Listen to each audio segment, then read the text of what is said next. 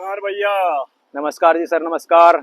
और काम धंधे पे निकलने की तैयारी हो रही है? जी जी। अच्छा, और कैसा चल रहा है काम धंधा? काम धंधा चल रहा है जी, बस ठीक ठाक है जी। तो अब जो बीजेपी की सरकार नई पॉलिसी लेके आने वाली है, ईवी पॉलिसी 2.0, तो उसको आप कैसे देखते हैं? क्या आपको इसमें फायदा और क्या नुकसान नजर आता है? देखिए सर, फायदा नुकसान की तो बात क्या है कि कोई दिक्कत नहीं है। सरकार जो भी कानून लागू कर रही है हम उसका सम्मान करते हैं, मगर उसी कानून को अगर तरीके से करा जाए तो बहुत ज्यादा बेहतर रहेगा। जैसे अभी ऐसा सुनने में आ रहा है सीएनजी ऑटो जो है बंद करके इलेक्ट्रिशियन में बदला जाएगा उसको। सरकार कह रही है कि जितने भी 10 साल से पुराने सीएनजी ऑटो रिक्शा है उनको या तो आपको क्रैप करवाना पड़ेगा या फिर उसको इलेक्ट्रिक में बदलवाना पड़ेगा। ये चीज तो बहुत गलत है सर, क्योंकि 15 साल का ऑटो को टाइम मिलना चाहिए। जितने ऑटो निकल चुके हैं, फिर पुराने ऑटो चल रहे हैं, जिनका 15 साल नहीं हुए उनको पूरा 15 साल का समय मिलना चाहिए। बाकी जिनके 15 साल समय हो चुका है पूरा, उनको बदल के आप ईवी में बदल सकते हैं। और उससे पहले जितने भी सीएनजी पॉइंट है, यहाँ हर एक जगह पे एक चार्जिंग पॉइंट हर जगह होने चाहिए। ये चीज पहले करी जाए, उसके बाद ईवी में बदला जाए। सरकार कह रही है कि इससे दिल्ली में जो है प्रदूषण काफी कम होगा। सीएनजी ऑटो को बंद करने के बाद में प्रदूषण कम हो जाएगा दिल्ली में। सर इस पोल्यूशन जो सिर्फ ऑटो से ही नहीं हो रहा, क्योंकि ऑटो तो सिर्फ 90,000 है। और भी वाहनों को आप देखा जाए, जैसे कार को देखा जाए तो कम से कम 50-90 लाख कारें दिल्ली में चल रही है, कम से कम नहीं तो ज्यादा चल रही है ऑटो से। तो कानून सब पे ही लागू होना चाहिए। सरकार ने इस पॉलिसी में कहा है कि 2 कारें आप रख सकते हैं, लेकिन तीसरी जो कार आपको लेनी होगी वो इलेक्ट्रिक कार आपको लेनी होगी। नहीं सर, ये तो एक भेदभाव वाली बातें हो गई हैं। यहाँ तो कानून सबके लिए समभाव होना चाहिए, सबके एक जैसे ही होना चाहिए। क्योंकि हम इस गाड़ी से कमाते खाते हैं, ये हम एक भी नहीं रख सकते। और जितनी प्राइवेट कारें चल रही हैं, सब चीज चल रही हैं, वो आप 2 भी रख सकते हैं। तो ये तो भेदभाव वाली बात है, क्योंकि कानून सबके लिए समान होना चाहिए।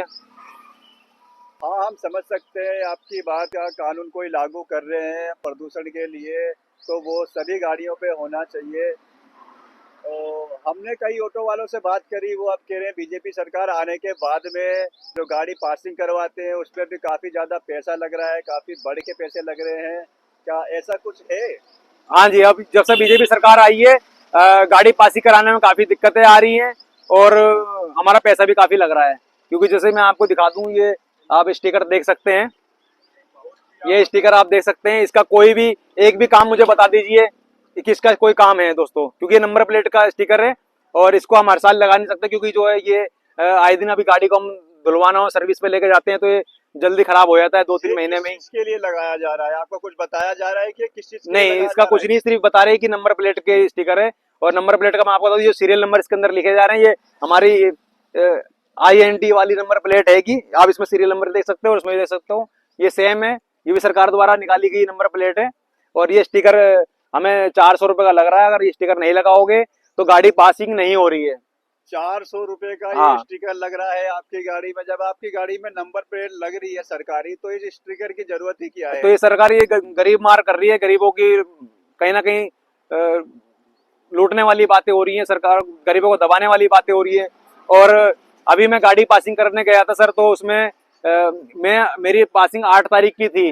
और 8 तारीख से मैं पहले पासिंग करवाने गया, 3 तारीख को गया था मैं। तो मेरे पे 760 रुपए की पेनल्टी लगाई गई जबरन। और ये सभी गाड़ियों पे लगाई जा रही है। यूँ कह रहे हैं कि ये आपकी पेनल्टी है क्योंकि आप लेट करवा रहे हो। तो ये चीज किस चीज की, आप किससे बात करें, किससे बहस करें? अच्छा, आप ये कहना चाह रहे हैं कि आपकी पासिंग का समय बचा हुआ था, उसके बाद में भी आपकी पेनल्टी लगाई गई? हाँ जी, हाँ जी। ये ऐसा पहले, आज से पहले पिछली सरकार थी तो इसमें ऐसा नहीं था। जब से बीजेपी सरकार आई है तो ऐसा हमें नए नए कानून देखने को मिल रहे हैं। ये स्टिकर लगाने को लेकर के हो गया, या गाड़ी को फिटनेस को लेकर के कि गाड़ी के लिए मतलब 1 महीने पहले अपॉइंटमेंट लो, क्योंकि जबकि हमारा समय बचा है पासिंग करवाने का, उसके बाद भी पेनल्टी लगाई जा रही है। अच्छा, तो कई हमने ऑटो वाले भैया से बात करी, वो ये कह रहे हैं कि गाड़ियों में आपको शीशों में भी वेल्डिंग हाँ जी, हाँ जी, हाँ जी। आइए मैं तो हमने कुछ नया सुना था कि शीशों में वेल्डिंग की क्या जरूरत है, जब उसमें कंपनी से नट बोल्ट जी बिल्कुल। दिए जाते हैं। आपने देखा होगा किसी गाड़ी में सर, कोई शीशे में वेल्डिंग करके नहीं देती है कंपनी, और जैसे सब में एक जैसी देती है।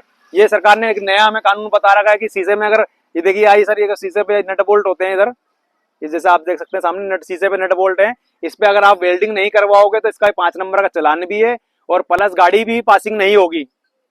ये चीज है सर। ये तो भैया हम नहीं सुन रहे हैं, ये तो खैर हाँ जी, सरासर गलत है ये कि कहीं ना कहीं जब गरीबों को, उसमें नट बोल्ट लग रहे हैं तो उसमें वेल्डिंग की जरूरत ही क्या है, कोई आवश्यकता नहीं है उसमें वेल्डिंग की। तो सर ये कहीं ना कहीं गरीब संग अत्याचारी हो रहा है, गरीबों को दबाने वाली बातें हो रही है। इतना काम धंधा है नहीं, इतने कहाँ से चालान भरे हैं और कहाँ से हम, अब अभी हमें शीशा डलवाना हो, कोई अगर हमारे शीशा टूट जाता है रोड पे किसी कारण से, तो हमें पहले शीशा वेल्डिंग कटवाने जाना पड़ेगा, और कटवाने से हमारे शीशा भी खराब होता है कि जो मशीन चलती है ग्राइंडर मशीन, उससे चिंगारी जो फेंकती है उससे शीशा खराब होता है, और फिर उसको कटवाने जाओ, फिर शीशे को लगवाओ, फिर वेल्डिंग करवाने जाओ, तो ये एक बहुत बड़ी समस्या है। कई ऑटो वाले से हमने बात करी भैया आप ही लोगों से, तो हाँ वो जी, कह रहे हैं कि दिल्ली में काफी संख्या में जो प्राइवेट नंबर की गाड़ियां चल रही हैं, चाहे वो बाइक हो या फिर प्राइवेट नंबर की कार टैक्सियां हो, उससे भी आपके काम को काफी ज्यादा फर्क पड़ा है, सरकार इस पे ध्यान नहीं दे रही है।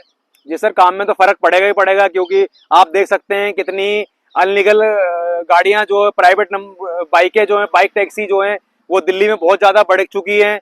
और यहाँ तो मैं उनके काम के विरोध में नहीं हूँ, यहाँ तो उनको कमर्शियल बाइक करी जाए ताकि वो भी खुल के कमा सकें। और ये चीज ओला उबर कंपनियों पे भी, इन पे भी थोड़ी सी रोकथाम होनी चाहिए, क्योंकि ये हर एक गाड़ियां अटैच कर लेती हैं, प्राइवेट बाइकें हों या दिल्ली से बाहर की स्टेट की गाड़ियां हों, वो दिल्ली में लोकल चल रही हैं, इन पे भी इन पे कार्रवाई होनी चाहिए, कंपनियों पे, ओला उबर टैक्सियों पे।